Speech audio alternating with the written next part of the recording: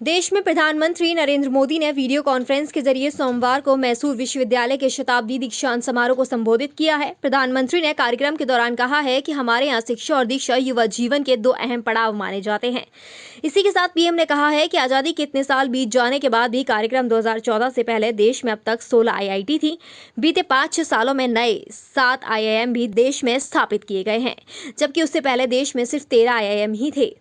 PM Modi ने संबोधित करते हुए यह भी कहा है कि पिछले 5-6 सालों में हमने अपनी शिक्षा प्रणाली में काफी ज्यादा बदलाव किए हैं और अपने छात्रों को 21वीं सदी में आगे बढ़ने के लिए मदद की है और यह मदद लगातार जारी रहेगी।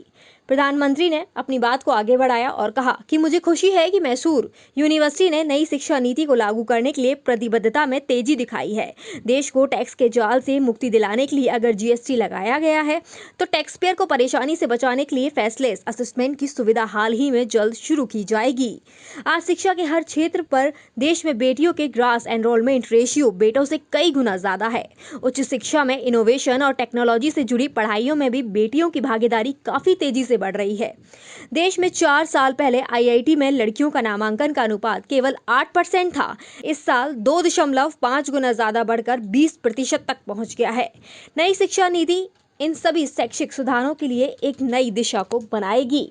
इसके साथ ही उन्होंने यह भी कहा है कि आपने बीते 6 से 7 महीने में देखा होगा कि रिफॉर्म्स की गति और दायरा दोनों तेजी से बढ़ रहा है।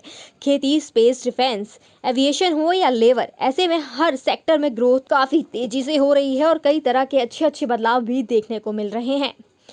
उन्होंने अपने संबोधन में यह भी कहा है कि शिक्षा के हर स्तर पर देश भर में लड़कों की तुलना में लड़कियों का सकल नामांकन अनुपात अधिक है। उच्च शिक्षा में भी और नवचारण प्रौद्योगिकी में भी लड़कियों की भागीदारी काफी ज्यादा है। इसके अलावा उन्होंने कहा है कि मेडिकल एजुकेशन में भी ट्रांसपेरेंसी में बहुत कमी थी। इसे दूर करने के लिए जोर दिया गया। आज देश में मेडिकल एजुकेशन पारदर्शिता लाने के लिए नेशनल मेडिकल कमीशन बनाया जा चुका है। जानकारी के लिए आपको बता दें कि मेडिकल यूनिवर्सिटी प्राचीन भारत की एक समृद्ध शिक्षा व्यवस्था, भविष्य के भारत की कैपेबिलिटीज और एक्सप्रेशंस के प्रमुख केंद्र हैं। इस यूनिवर्सिटी में राजश्री लालवाड़ी कृष्णराज और एम विश्वरैया के विजन और संकल्पों को साकार किया गया है। पीएम मोदी ने कहा है कि कोविड-19 के कारण काफी प्रतिबंध हो चुके हैं, लेकिन उत्सव के लिए उत्साह अभी भी बाकी है। भारी बारिश ने थोड़ा सा नम कर दिया है। मैं प्रभावित परिवारों के प्रति अपनी सहानुभूति व्यक्त करता हूं। केंद्र और राज्य को राहत देने का भी हम लगातार प्रयास कर रहे हैं।